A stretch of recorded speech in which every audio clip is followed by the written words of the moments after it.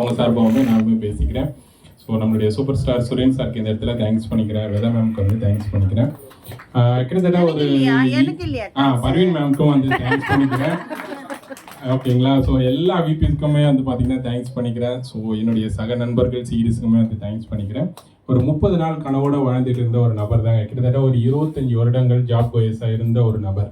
சரிங்களா. அடுத்த மாதம் சம்பளம் வாங்கினா என்ன செலவு பண்ண போகிறோம், எதை ஒத்தி போட போகிறோம் இப்படின்ற ஒரு சின்ன கனவோட வாழ்ந்துட்டு இருந்த ஒரு பர்சன் தான்.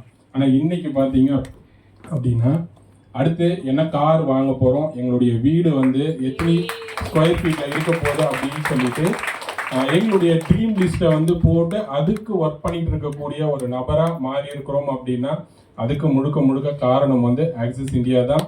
இது செய்யறதுக்கு என்னென்ன விஷயங்கள் பண்ணணும் அப்படின்றத யோசிச்சிங்கன்னா சர்வ நிச்சயமாக ஒரு 2 வருஷத்துக்கு முன்னாடி அந்த கடைசியில் உட்காந்து பார்த்துட்டு இருந்துட்டு இன்னைக்கு ஒரு சீஃப் எக்ஸிக்யூட்டிவ் டைரக்டராக உங்ககிட்ட பேசிட்டு இருக்கிறோம்னா இதே வாய்ப்பு உங்களுக்கும் இருக்கு.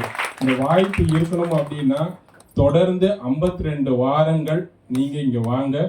உங்களுக்கு உண்மையாலுமே வெரி லக்கி. நீங்க எல்லாருமே 21 வாரம் நம்மளுடைய சூப்பர் ஸ்டார் வந்து க்ளோசிங் எடுத்து தராரு.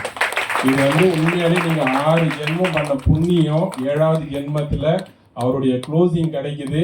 2 வருஷம் டிராவலுக்கு அப்புறமா எங்களுக்கு இன்னைக்கு தான் வந்து லாஸ்ட் வீக்ல இருந்து தான் கிடைச்சிட்டு இருக்கு.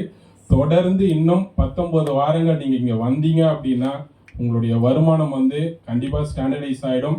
உங்களுடைய டீம் வந்து லெஃப்ட் இருக்கு, ரைட் இல்லை, இன்கம் வந்து ஸ்டாண்டர்டைஸ்டு இல்லை, எதுவாக இருந்ததுனாலுமே எல்லாத்துக்கும் ஒரே தீர்வு. சரிங்களா. புதன்கிழமையான இங்கே அடுத்த 19 வாரம் இருந்தீங்கன்னா உங்களுக்கு கிடைக்கும்.